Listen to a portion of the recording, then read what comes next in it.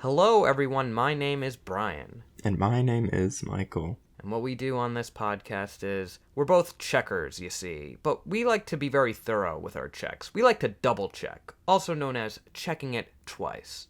Twice. Yes. And today, what we double checked, or checked twice, rather, would be a little Christmas classic called Miracle on 34th Street. The original Miracle on 34th Street. I've never seen the remake. The original that was released on May 2nd, 1947. You're probably thinking, May 2nd? Why would you release this in May? Well... I believe it is because they were like, let's try and get all like the summer money from the summer. I believe that was the rationale. However, doesn't sound like a good idea. The studio head at the time, whose name was Daryl F. Zanuck, he insisted release this movie in May because, he argued, and this is a very good argument, more people go to the movies in warmer weather. So, they had to promote it while not telling people it was a Christmas movie, despite the fact it is very much a movie about Kris Kringle, aka Santa Claus. Yeah, I literally don't understand how you can advertise this without mentioning any of that. Like what? Yeah, like one scene of the kid being like, "I don't believe in anything." Well, Michael, they found a way because their promotional trailer doesn't really feature footage from the film. It was more just a producer, not even the real producer, an actor playing a producer, going around the studio backlot and encountering the stars, and they just like told you like kind of what the film was about, but not what it was about plot-wise, just what it was about like from a virtue perspective. And that's how they advertised it. They literally show. They say it's hilarious, romantic, delightful, charming, tender, exciting, and my favorite, simply groovy. Seriously, legitimately at the end, they write the text, "No kidding, it's a good picture." That's so weird. Yes. But you know what else is weird? What's even weirder than that is you had never seen this movie before, Michael. You've never seen this movie before, yeah. Also, I was going to make the joke of, like in the movie, when it's like, let's push the other stores. It's like, let's push this movie the other time of the year, you know? Like, the time of year that sounds like it would be terrible. Like a bad business decision, objectively. Let's do that and see what happens. And then just every studio starts releasing their Christmas movies in May. Christmas in July is just the new Christmas. Now we have Christmas in December as well. Anyway, I've never seen this movie. Until now. Till today. If Rudolph and Frosty had their way, Christmas would be in July. But looks like I finally had my way, because I definitely had been recommending this film. I always recommend it. I think it's top tier Christmas movie material, but I have no idea what you thought of it. We did not watch it together, so this is me having my first reaction to your thoughts. I have no idea what you're going to say. You may have loved it, you may have hated it. I don't know. We're going to find out on this very exciting Checking It Twice episode. Yeah, right after this. Da-da-da. Da-da-da. But I thought it was fun. It's the Macy's Thanksgiving Day Parade. It's the Macy's Thanksgiving Day Parade. Yes. Yeah, I thought it was fine. I enjoyed it. It's like a cute little cozy movie. The first, like, my initial instinct upon starting this movie, after we get the credits, you know, which are at the beginning of this movie, because it's an old movie, right. From before credits being at the end, when Chris was like walking up to that guy in the store, and he was like, "You're doing this wrong," but it felt weird to me and noteworthy because it was like so charming. He's just like, "Hey man, I'll help you out." Like, it didn't feel like, "Oh my god, I'm gonna open this closed store, tell this guy he's doing it wrong. I have to do it correctly for him because he's so incompetent." Like, it was just like so weirdly charming for him. To clarify the mistake for the listeners at home, it's a store display that has Santa as reindeer, and the reindeer, they're in the wrong order. That's the problem. You got them all mixed up. You're making a mistake, is what Chris says it. But he says it very gently. And right off the bat, like, yeah, you're right. He's very likable. he's looking for trouble. Like, on paper, it's like you're a pain in the neck, but you can't help but love this guy. I'll have to press you on this further, because I heard you first say that you thought the movie was fine. So we'll have to further interrogate that as we go on. But excuse me, sir. You're releasing this Christmas movie in May. You're doing it a little wrong. I can fix that for you. That's my true. Second joke regarding the release date.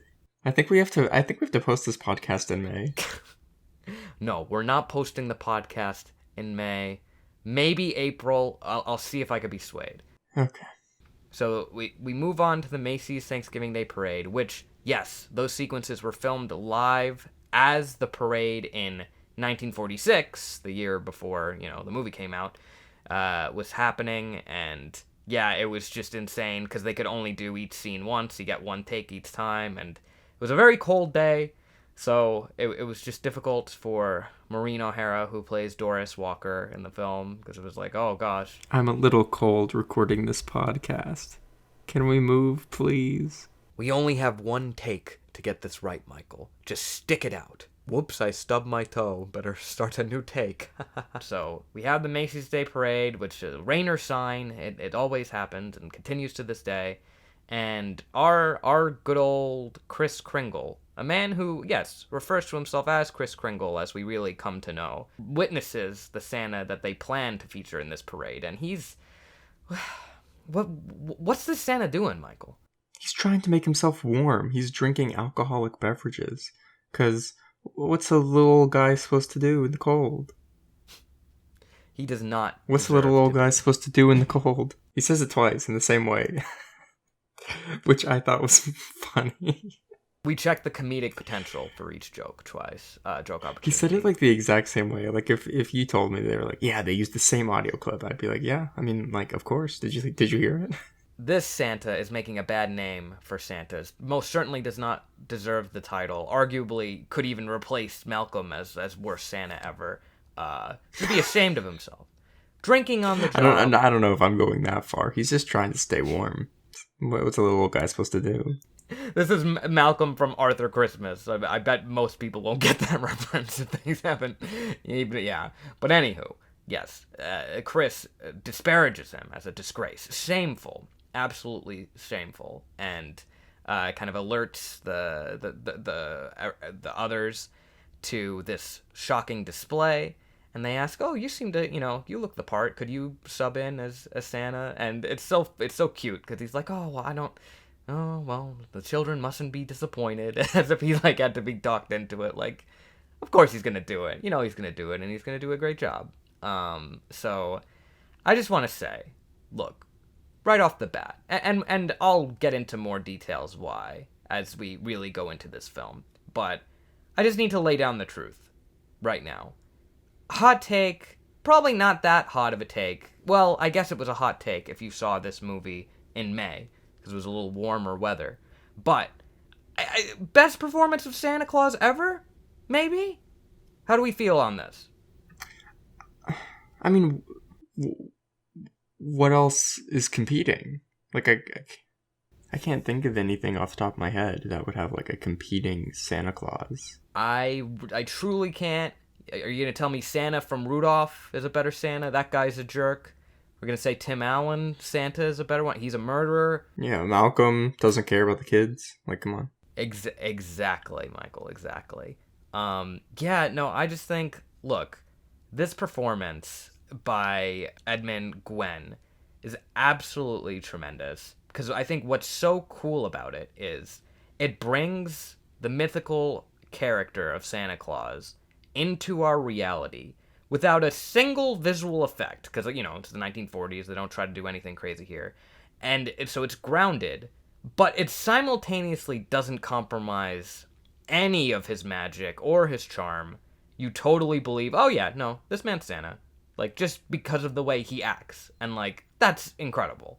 I'm glad that you mentioned that specific no visual effects point, because I want to get to that later on when we get further in the movie. Interesting. Okay, well, I'm excited to see when we get there. But yes, we get very much introduced to Doris Walker and her daughter Susan, played by Natalie Wood, the famous movie star. And yeah, I mean, look, we really get a sense of this relationship.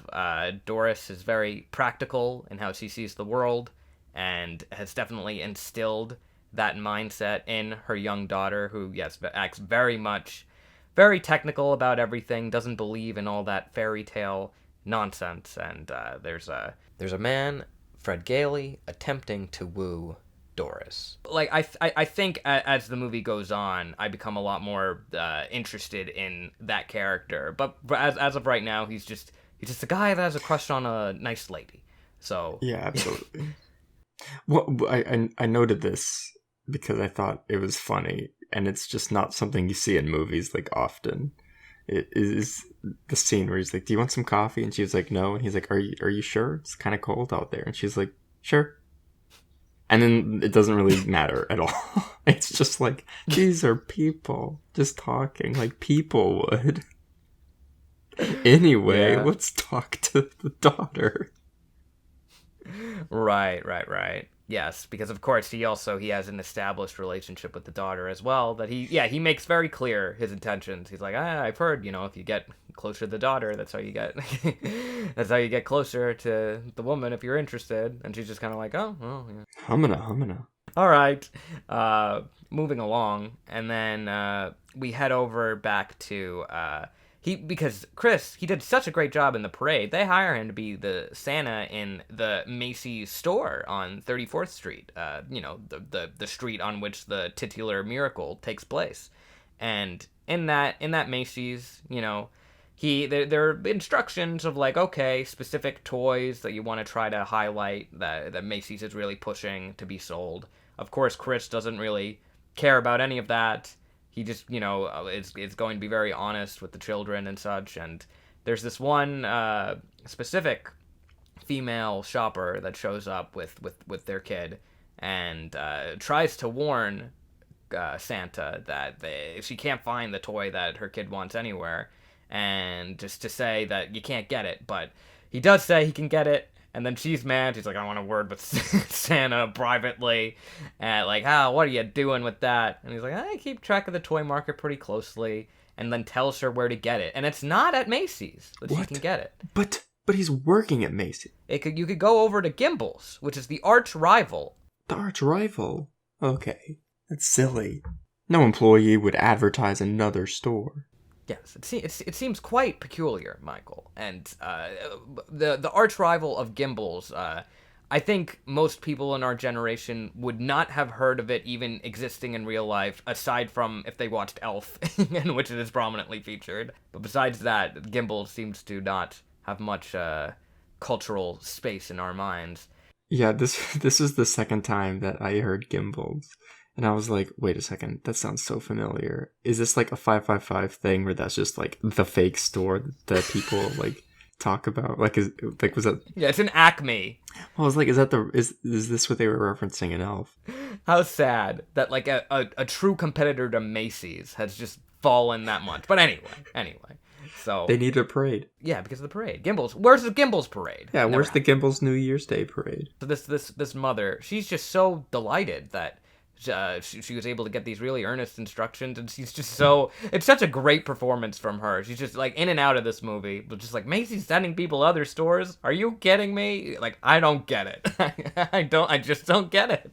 And she tells the head of the toy department, Julian Shellhammer, who's also like kind of a minor role, but I really love that performance as well, because he starts overhearing Chris giving all of these instructions to go to other stores, and he's about to be doing something about it to stop it. But then he hears, oh, this is great what they've done. The mother is super into it. She wasn't even a Macy's shopper before. She was just going all over to a bunch of different stores to try to find this toy. Now she's going to do all her shopping at Macy's. And so begins the way that even anti-commercialism is commercialized. And, we're putting the Christmas ahead of the commercial. So...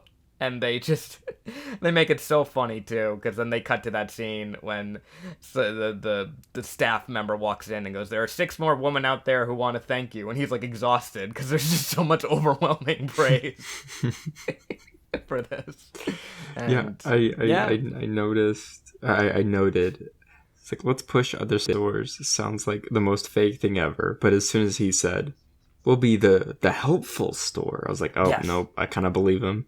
I kind of believe that this will happen. Yeah, no, it's really smart satire. Like, I love the script of this movie. Like, it makes a lot of sense why it won. Like, it was best writing original story and best writing screenplay, because back then they had like a story Oscar. And best summer blockbuster. A true summer blockbuster. And the other Oscar it won is Edmund Gwenn for Kris Kringle. Very, very much earned, for sure. But yes, they will be known as the helpful store. Yes, I love that quote. And the prioritizing helping people over the profit. And consequently, they'll make more profit than ever before. So they organize that shopping guide purely for the convenience of their customers, as they call it. And then it starts influencing all the other companies, because then Gimbel's does it, and then they're like, we're going to do it all over the country. We're going to replicate what they're doing in this store. And then Macy starts doing it all over the country. We don't want to be the bad guy. We have too many customers. We have to send them to Macy's. It's weird. It's funny. It's fantastic. But yeah, back to like just how great of a Kris Kringle performance this is. Like, we get that scene, and this is such a magical scene, done with, again, no visual effect, no crazy special thing. It's pure acting, just like a brilliantly conceived and brilliantly executed scene of this little girl who's Dutch. She's been living in an orphan home until she was just recently adopted, and she saw this Santa in the parade, and she's convinced that he is Santa Claus. The parents like, if you could do something to, and he just immediately starts talking to her fluently, and it's magical. It's such a sweet moment. Like, it like brings a tear to my eye. It's just so sweet. No, yeah, it's a wonderful scene. And but it is really funny because you totally buy into it as well, even though it's not like seemingly spiritual. It comes off that way, because then they have that great line later of like, well, I saw what he did with this girl, and it's, Susan, I speak French, but that doesn't make me Joan of Arc. Yeah. Which is also a great Clone High reference. Yeah. Another thing that I wanted to note is that everyone so weirdly complimented his Santa outfit. Like, everyone was like walking by and they're like, that's such a great Santa outfit, as if it's like not just a normal jacket that like every Santa has, you know? Like, the other Santas in the movie had, I think, just as fine of a Santa outfit. But everyone looked at this guy and they were like, whoa, whoa, whoa. That outfit? Oh my god, it's so good. I think it's just the way he wears it. You know, he pulls off the look really well. It's a good fit, you know? Whoa, you have a beard? Oh my goodness. I've seen a guy with a beard before. This is Santa. Yeah, they try to yank the beard. The beard doesn't come off. It must be Santa. Or sorry, the whiskers. Yeah. Nobody has whiskers. It's speaking of doing all sorts of crazy things to show that he's the real Santa Claus. A lot of people start thinking maybe he is a little bit crazy, because they come to realize, oh, no, he's not just like doing a really good job portraying the character. He believes himself to be Kris Kringle. Like, that's his identification. That's everything. And it's like, well, what do we do about this? And it's fascinating just how much of this movie is about, we potentially have an unhinged man around these children, but it's making us a lot of money, and we don't know what to do. Also, he's nice, and we don't want to hurt his feelings. That's our Christmas classic. And it works. They try to throw it there. Well, maybe he's only a little crazy, like painters or composers or some of those men in Washington. Which just, that classic screwball comedy dialogue, old-fashioned. I just love the sound of all the dialogue in this movie. It's fantastic. This little girl, the daughter, Susan, she is a very intelligent child, as her mother described. She always wants to know the absolute truth, so she's trying to say, like, just tell her. You don't have to fool. You don't have to lie. Admit you're not the real Santa. But he's not going to do that, because he believes himself to, in fact, be the real Santa. And yeah, what were you really making of all of this, Michael? Because it's definitely, I don't know how much you knew about this story going in. Were you surprised that it was like this and that's what it was about? I did know that it was about a guy who believed himself to be Santa, but that was like pretty much the extent of my knowledge going in. But I was still like at least a little bit like shocked that the story just kind of took it as seriously as it did, I guess. Because like Yeah. it definitely feels like a Christmas movie, but like not like one I've seen. Like I don't know how to explain it, but like just the way that it like even ends, like just in a courtroom battle, it's like kind of it's weird, and I like it. Oh, we'll get to that courtroom battle in very thorough detail. But first, we got to go to the psychologist because there is a prominent psychologist character in this film who is, quite frankly, not a good psychologist. And I like that it's very explicitly called out that Chris says like he has great respect for psychiatrists, but like you're not a licensed one. I doubt it. You're passing yourself off as one. Because at first, Chris he's very cordial with this man, like as he is with everyone that he comes across, and he's just he starts when he's being asked all of these really basic questions to which he knows all the answers to. Chris has a very extensive knowledge of who is president and vice president and all of that. And he just starts asking back to the psychologist, "Are you getting enough sleep? Oh, you have these nervous habits," and like it's like diagnosing him with an insecure. Like, "Are you happy at home?" And it's like, oh, he's just so angry. He's just like, "Yep, no, definitely. This man has this Santa guy has latent maniacal tendencies. At any moment, he could have like throw a fit, and he's very dangerous." Just because he's furious for being called out, because yes, he doesn't have a great relationship at home, as we immediately see when he has a phone conversation with his wife. So yes, not very stable himself. It would seem, but it wasn't just the movie was not anti psychiatry. So it was nice how it rode that line, because you would perhaps not expect it to be so nuanced, especially for a film that's so old as such as this. Sort of off topic, Mm-hmm. but at the beginning of the movie, they mentioned Mr. Macy like a lot. Yes. And then there was like one or two instances where they said Mr. Macy and looked up, to which it made me think like, okay, at first I thought they were just referring to like the guy, but now were they referring to like the idea of like Macy's values? Like, is he like a deity or something? Which wasn't something I was expecting to think about when starting this movie. But I was like, wait, hold up. Is Mr. Macy like actually in the movie, or is he just kind of like the person that's like, oh, we can't let him roll around in his grave to have this Santa here? It's very interesting that you bring that up, because obviously the movie is very much concerned with these larger than life mythical figures, and then you have, the real actual Macy, which, yeah, it like in this movie he's represented, it's R.H. Macy, and this was a real guy, this was the Macy that Macy's comes from. And the thing is, he passed away in real life 70 years before they made this film, and the Macy family had sold its ownership of the company in 1895. So perhaps in some respect it's some sort of tribute to the actual person that it was no longer with them. I don't know, but that's a very unique observation.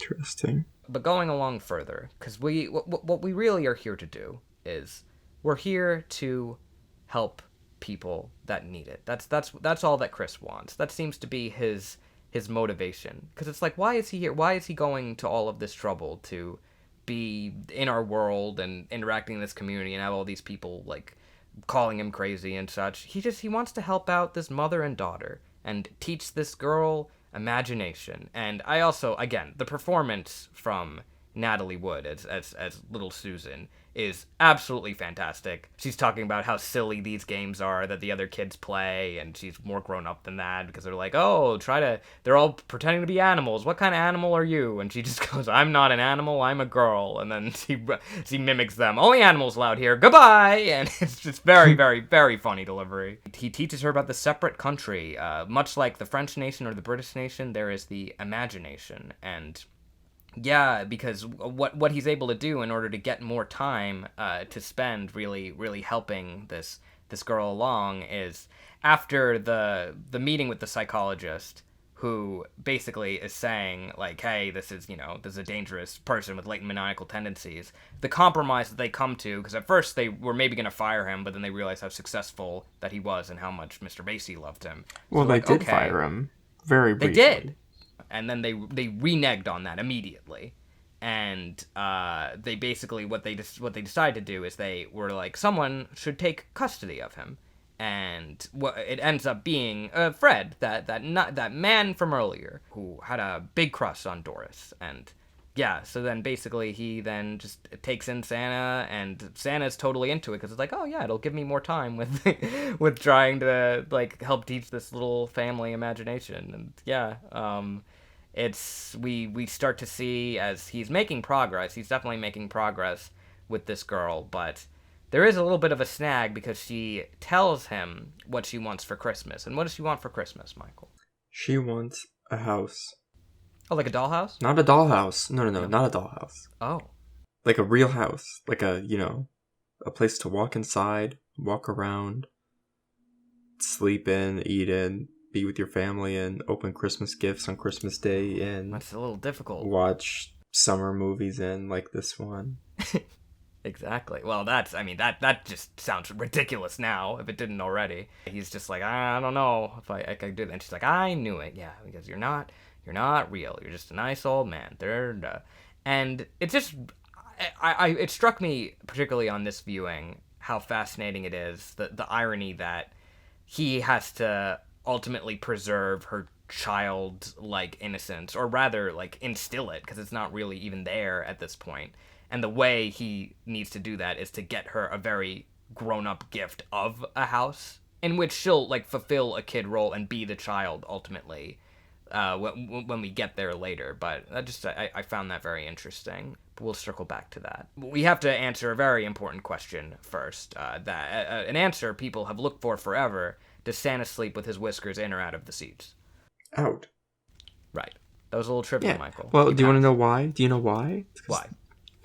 The cold makes the beard grow. Very good reasoning. The conflict really comes to a head, and this is where we really start getting into the third act, and what really, I think, makes this movie just go to another level entirely. And that's when we see Chris start to actually perhaps have a violent tendency, but very deservedly so, I must say, because we have Alfred, who's this nice young boy that Chris has talked to several times, that likes being Santa, and he's a good portrayer. He's not like that drunken one from the parade. He likes being Santa because he likes seeing the nice smiling faces on kids, and it gives him a sense of purpose. And Chris is like, oh yes, that's great. But this psychologist, the same one that was so mean to Chris, is saying that Alfred, he only likes being Santa because it makes him happy since he has a guilt complex, and he's filling Alfred's head with all of these ideas that are making him feel really bad about doing something good. And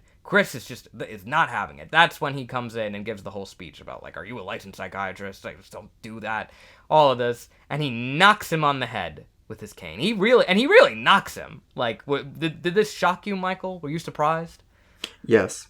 Earlier they made like a point. They were like, well, I mean, he's not violent. Yeah. And I was like, oh wait, like he did a violent thing. He's violent. Oh no. Yes, but of course the psychiatrist, he really plays it up. He's getting up, and then he like lays his head back down when the others come in and says, oh, he was attacked completely unprompted, and it just makes me so angry at this guy. You just really you want to see its comeuppance, and you're thrilled when it comes through, but oh my gosh, and it's such a shame, because then that's when they really start to come after him, and they take him away to the mental hospital, and he deliberately fails that psychological examination because he thinks that Doris is completely in on it, and knew that they were gonna like trick him into it and all of that, and that's when he just completely loses hope, because that's his whole motivation in this movie. So he's just like, well, whatever, it doesn't even matter at this point. He totally fails it on purpose, and yeah, Fred comes to bring him back out, and he totally knows. He's like, yeah, you did that on purpose, and it's made very clear by Fred that Doris didn't want to hurt him, but it's not enough for Chris. Because it's like, she didn't want to hurt me only because I was a nice old man and she was sorry. Because he's upset about the principle of the thing. Because he wants her to believe. Because what this movie is really about, it's not about, like, if there's an antagonist, a specific one, like, figure that we're trying to go against. This movie, it sets its sights on the ideological concept of faith and proving that this man is in fact Santa Claus. He is who he claims to be, he is who he believes to be, and we should all believe that he is as well. And that brings us straight into this court case in which Fred defends Chris. And this is when I really come to see just how great of a character that Fred is through all of this. Because, yeah, this whole court subplot, like, everything, it's not even a subplot, it's the whole, like, third act of this movie. And it's the court stuff in this movie and A Few Good Men that I think are my favorite, like, courtroom things in film. And My Cousin Vinny, that one's also very much up there. It's those three, I think, for courtrooms and film. But yeah, what do you think of the court stuff in this? I like it. I really like courtroom stuff. I mean, big Ace Attorney fan, going through Better Call Saul, really like courtroom stuff. Yeah, Better Call Saul as well, so of course. starting this, I was like, how was he going to, like, get out of this without... And earlier I said, oh, I'm glad that you mentioned that they did no visual effects. Because I was like, well, I mean, I guess he's going to, like, I don't know, sparkle around, maybe do a little float, go into the sky and ho, ho, ho, you know? Pretty much the ending of all movies where they don't actually see Santa until, like, the very end, and they're like, oh, I do believe. That'd be so lame. I would have hated that. It would be. That's why I was like, is that what we're going to do? Like... I don't see any other way that he gets out of this. But, like, it was kind of, like, genius how they were like, let's just, like, play the rules of the law. And they got really lucky with those, like, random mailroom guys. Yeah. And they won. There's a reason that that's all so satisfying, I think. And we'll get to it as we really break down this whole courtroom. Because the stuff... Also, just Judge Harper, that subplot of what he's going through, that's also incredible. Because at first he's just like, well, it's a cut and dry situation. Like, there's this guy who's convinced he's Santa Claus. It's time to commit him. We'll sign this document. But then it becomes this whole interesting story of he's a judge that's coming up for re-election. And he's getting all of this advice from the constantly cigar-smoking character Charlie Halloran, who's played by William Frawley from I Love Lucy. And he's just saying, and the judge is like, look, what do you want me to do? Like, of course, like, this man's crazy. He's not Santa Claus. No one's gonna hold it against me. And then his grandkids show up in his home, and they just, like, run past him, like, really, really mad, give him the cold shoulder. Because everyone will hate the man who, like, said that Santa Claus is insane. That's how all these children around the world will see it. And it's like, he won't even make the primaries. Everyone will hate him. The greeting card companies that depend on Santa, the Salvation Army that puts Santas on the corner, on all these streets. And yeah, it's great. And this is what really makes it, that there's no antagonist really against Chris. The thing that we're up against is just, can it be proven? Like, how do we get out of this? Because this judge, he wants to do anything he can. If there's just something, if he can just get anything from the defense to be like, oh, well, yeah, well, no, it's fine. We'll let you pass. And because he gives him the benefit of the doubt. He's like, oh, maybe he misunderstood the question. He was performing as Santa Claus. No, I understood the question perfectly, Your Honor, Chris says. And he's just like, oh, no, I just want to get out of here, still be a judge. And yeah, all those, like, knowing looks between him and William Frawley throughout, because he'll keep looking to him in the audience throughout the trial, and he'll, like, nod, like, yes, good, yes, keep doing this, you're on the right path. And yeah, Santa Claus is on trial for lunacy. The best defense that Fred can use is to just go with that he is in fact Santa Claus. And what's so great about Fred in this is that he just jumps into that role, defending him as Santa Claus with such an open mind, not at all dissuaded by people thinking that he's crazy as well. And he's really the only one in the picture at this point that truly believes in Santa like we do as the audience, and more importantly, what he stands for. And this is, yeah, as I said, when he really just becomes more than just this guy with a crush, and he really rises to the occasion to protect Santa and everything he stands for. He needs me, and all the rest of us need him. As he says, faith is believing in things when common sense tells you not to. It's not just Chris on trial, it's everything he stands for. It's all of those lovely intangibles of kindness and joy and all of that. And yeah, what do you think of Fred throughout this section? I mean, I liked him more the more it went on. Yeah. Poorly worded. I liked him more the more we hung out. Poorly worded again. I liked him. Exponential growth. Well said, Michael. Well said. Yeah. But yeah, even Mr. Macy, look, he wants to drop the case and avoid the publicity, but it was just too late now with the legal system and... Publicity, that's a good idea. Oh, yeah, that's another great scene. When Fred's like, oh, yeah, like, because they try to say, look, we don't want all of this getting out. The more people that hear about how, like, Macy's has this Santa Claus on trial for lunacy, it won't look good for us, and... Fred's just like, yeah, no, that's exactly what I'll need. If I'm going to win this case, I'm going to need to have public opinion, and plenty of it. So, you get... First, I mean, you have Mr. Macy, when he's on the stand, being asked, do you really believe that this man is Santa Claus? And it's very crucial what they do, because they have two dissolves. They have him, Mr. Macy, first imagining the headline of, on a newspaper, Macy saying their Santa is a fraud.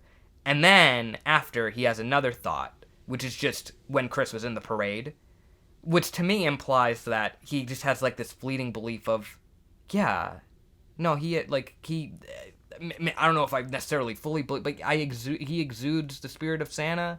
I believe it enough to be able to say yes. Yes, he is Santa.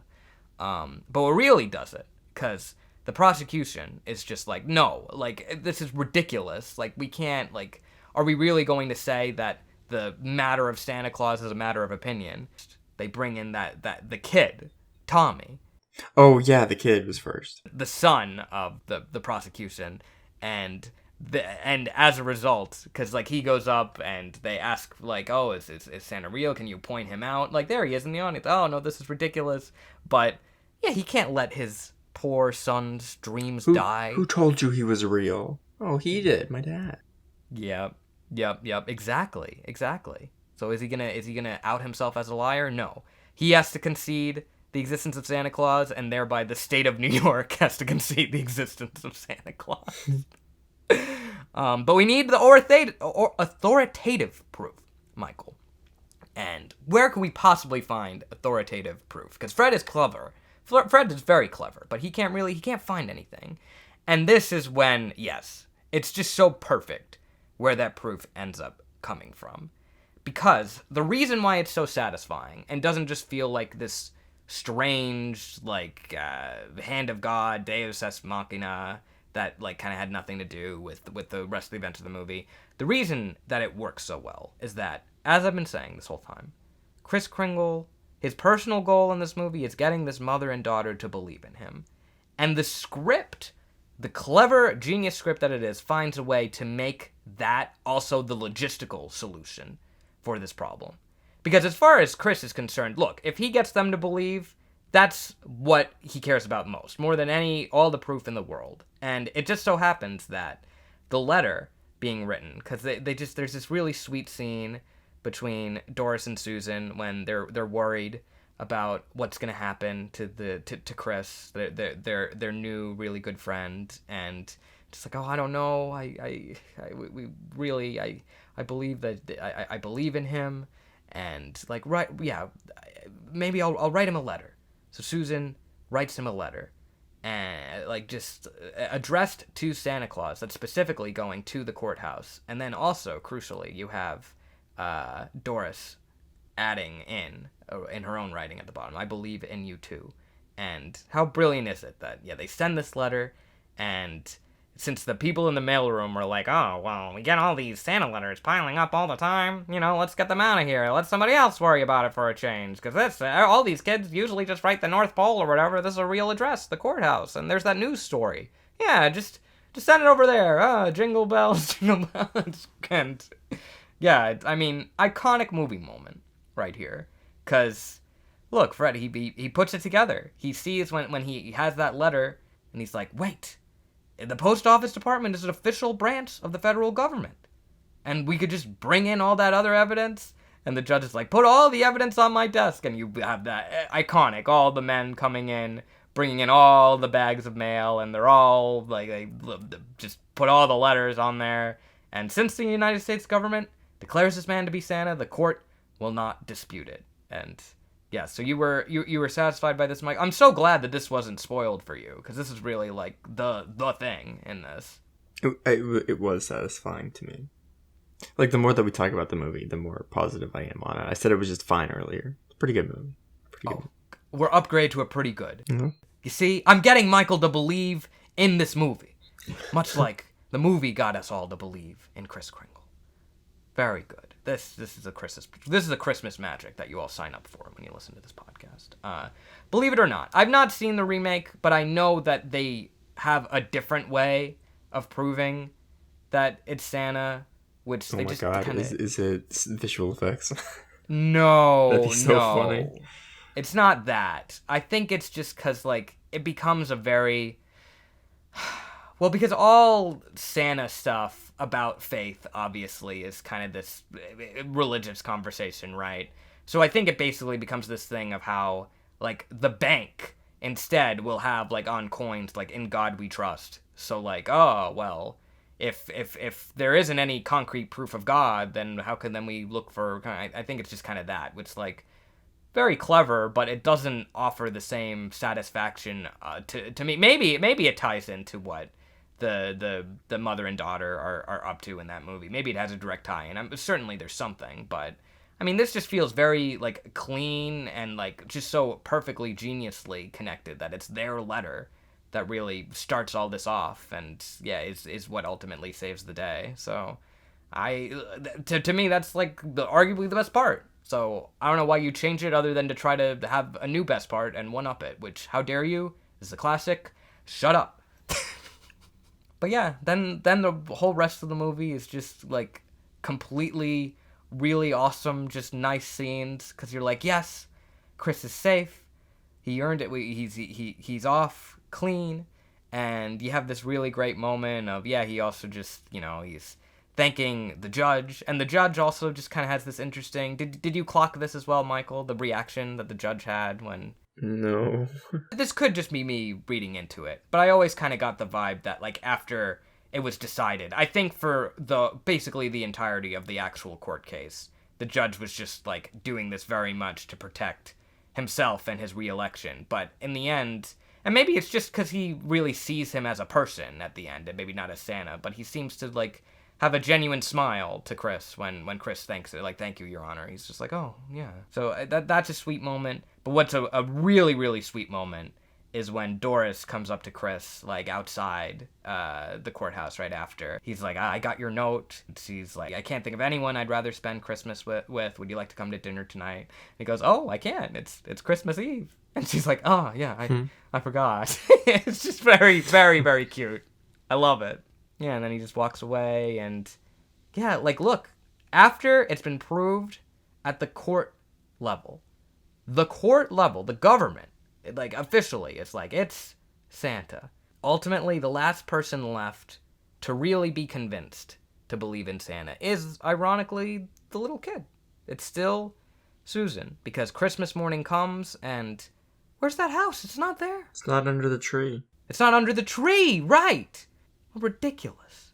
But this is when we get the crucial moment, and she's like, you're just a nice old man with whiskers. And Doris goes, I was wrong when I told you that.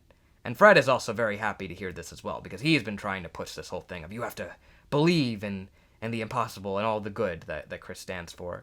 But she's like, I was wrong when I told you that. And she goes, but he didn't get me that doesn't make sense, Mommy. And this is a great line of, just because things don't turn out the way you want them to doesn't mean you stop believing in them. And then she has an awesome retort of, so it's like, if at first you don't succeed, try again. Yes, I thought so. And she's just so, like, anti all of that stuff that's fed to kids. She's just so above it all. How could she ever be convinced, Michael? What could be done? What happens? What could we do? Well, I guess they just gotta go for a drive. Gotta go for Wait a drive. a second. There's a car? Or a car. Outside of the car, there's the house. And she goes, stop the car! And runs There's in. a car that's stopped. There we go. That's what I said the first time. Yes. And it's exactly as she imagined it. It's exactly what she wanted and what she asked for. And yeah, she's just running all through it. And look, yeah, Fred and Doris, they're both there. And it's like, well, it's for sale. We should get it. And they have this terrific, perfect end of classic old movie kiss that they share. She's like, I never really doubted you. It was just my silly common sense holding me back. And I'm like, well, you gotta believe in how awesome I am now. Because you know what I did? I took an old man and legally proved to the world that he's Santa Claus. And then, oh, what do we see? What's that? What's that over there? It's a cane. It's a cane? Not just any cane. It's Chris's cane. It's in the house. It's Kris Kringle's cane. And they're like, oh, no, it can't.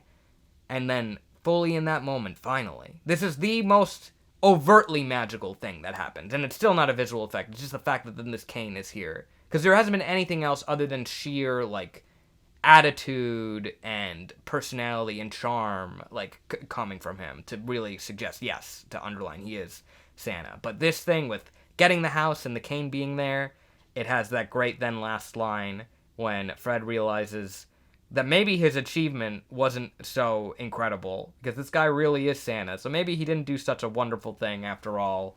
It really was Santa that he protected, so what did he even really do? What was this all for? It was to get everyone to believe, I suppose. That's really what it was. That brings us right to the end, because it succinctly ends right after that. It just goes the end, no credits. We did the opening credits. It's an old movie. And yeah, puts a bow on the film. What did you make of that whole ending and the movie as a whole, Michael? Because it seems like your opinion's already evolving over the course of this conversation. I thought it was very sweet. Yes. I think it was very nice. It was cozy. This is the kind of movie that you would watch while in your pajamas, Christmas morning. Maybe you have like some hot chocolate, not alcohol, because you're inside. It's not cold inside. You don't need a little guy like you to be warmed up when you're inside. Exactly, Michael. Exactly. So are you glad that you finally checked this out? Did it live up to me saying that it truly was a Christmas classic? Yeah, I would say so. I'll take that as a win, folks. How else are you going to take that? He believes. Hey, Michael, can you look I believe. Can you look behind you right now? I know we're recording in different spaces, but can you look behind you and tell me what you see? I see a cane. Yeah, I want you to just think about that. So it's a great movie. I love this movie. It's definitely become a part of the regular annual Christmas rotation. My home with my family, especially over the years. The older you get, the more you just appreciate the true sharpness of this script. It's a very funny movie, and a very sweet movie, and a very magical movie, even without any overt special effects. Just nice, old-fashioned. Recommend it if you haven't seen it. Oddly enough, it is on Disney Plus. That's where I watched it. You wouldn't expect it to be on Disney Plus, but it is, because it was a 20th Century Fox movie, and Disney now owns Fox. Not to be confused with Disney now. It is on Disney Plus now, but not Disney now, because it's not a TV show made by Disney. Thank you for the clarification, Michael. And while you're clarifying things for us, Michael, would you mind clarifying what Christmas media we'll be taking a look at in the next episode of Checking It Twice? I will, but before that, I do want to call you out on something that you said earlier. I don't understand why remakes have to be the same thing. I think that maybe evolving, maybe trying to one-up is like the whole point of creating things. It's why things are good, IMO. Like, you don't make a premiere of a show and be like, okay, we can't top that one. Let's make another show. Huh. I don't know. Just okay. Look, fair enough. Listen, I will reserve judgment until I've properly seen the remake. I just really hesitate to, because I love this one so much, and I haven't heard. I mean, that's fair. Particularly, but if you're going to make a remake, why would you do the exact same thing again? No, Try to make it look, different. Turn the wheel. listen. I wasn't asking for them to do a shot-for-shot remake, Michael. All I was saying is that this is kind of the main great thing about this movie. And I think there's a lot of other stuff you could adjust. But for me, I don't know. I don't know why you would change that necessarily. It's very iconic. But look, I get it. For the sake of it being fresh and for the sake of it being its own thing, if it's going to have more of a reason to exist, it being different, that's great. But I can still criticize it, even if it's not purely on the level of principle. I can criticize it if I think that it's weaker, and that's what I would say back. You haven't seen it. I haven't seen it. Michael, you want me to? Oh my gosh. Do you want to watch this right now? I don't know what's in the next gift. Contrary to what all of this says, it's not Miracle on 34th Street 2, the remake. Not to be confused with the sequel, but like the remake. Miracle on 35th Street. Not that I know what's inside of this gift, because I don't know what's inside. Well, yeah. You're just assuming that you kind of shook it around. It's cane shaped. I can assume, but I'm not going to open it because it's not Christmas yet. Like it could be like a cane. It could be a candy cane. It could be one of those little canes filled to the brim with Hershey's Kisses. I don't know what's inside this cane shaped thing. It could be film, like a film that we could watch. I'm so glad that you just finished championing fresh and original ideas and capped it off with a newly original bit that you conceived just for this episode of the podcast. So thank you for that, Michael. No problem. Well, that, I think, just about does it for today's episode. I very much urge you to check out Miracle on 34th Street if you haven't. It's a good street and a good miracle. Dare I say, get a friend, get some family, and check it more than once. Twice, preferably, if you can. If you have 3 people, kick one of them out. The person who believes the last, oh my goodness, get them out. Yeah. Farewell for today, and maybe we didn't do such a wonderful thing after all. Maybe we didn't. And by that, we don't mean that it wasn't a good thing that we did. A lot of people are confused about that. That question's asked a lot on forums. He's not saying it's a bad thing. He's just like, I'm not, it's not so impressive. Just to clarify. Don't worry. I did, immediately think that, but then I was like, oh, wait. So then I understood. Without even needing to go on a forum. I put it together with my Didn't even need to go on thoughts. Look at Michael. Movie expert. So, you were trying to be smart about making the bit that I use all the time, but just yesterday or the day before, whenever it was we recorded, you were like, oh, the Arthur Christmas version's the best one yet. Hello? Okay. My point is proven. No kidding. It's a good podcast.